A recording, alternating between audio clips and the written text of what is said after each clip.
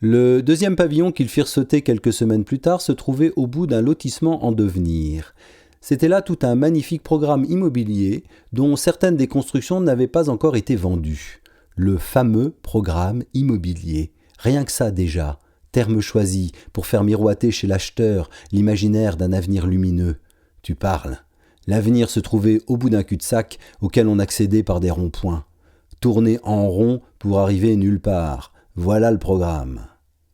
Certains des pavillons étaient en cours de finition et les entrepreneurs avaient déjà remblayé l'entour des chantiers avec une mince couche de terre directement par-dessus les gravats.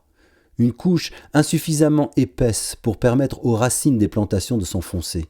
Et tout le monde savait pertinemment qu'au premier coup de bêche pour mettre en terre un malheureux camélia, le fer de l'outil rencontrerait une strate de caillasse impossible à creuser.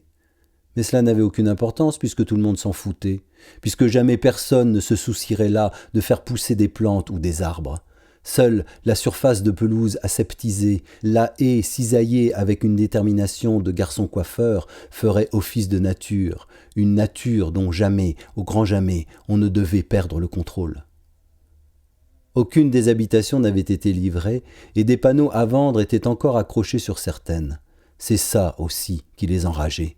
Cette suffisance des promoteurs qui déversaient leur bouse avant même d'avoir des acheteurs, tellement sûrs d'eux-mêmes, convaincus que tout cela allait être écoulé sans aucun problème, avec la complicité des banquiers, abandonnant d'un air satisfait à leurs clients et pour des années d'endettement ces boîtes préfabriquées, home familiales et autres demeures design. C'était donc leur deuxième opération. Et il y avait chez eux comme une sorte d'exaltation. Autant la première maison détruite l'avait été dans cette énergie qu'on met à pousser un hurlement de rage avec la trouille au bide que ça foire, qu'on se fasse choper, autant celle-ci possédait la densité de la mission à accomplir. On n'était pas là seulement pour rigoler, gigantesque farce lancée à la tête des gavés et des exploiteurs de tout poil. On avait quelque chose à leur dire, et on comptait bien se faire entendre, que cela déclenche une formidable course-poursuite.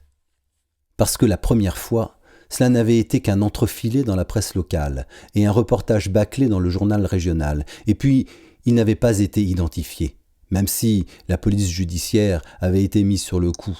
Le tract détrempé était vraiment trop illisible.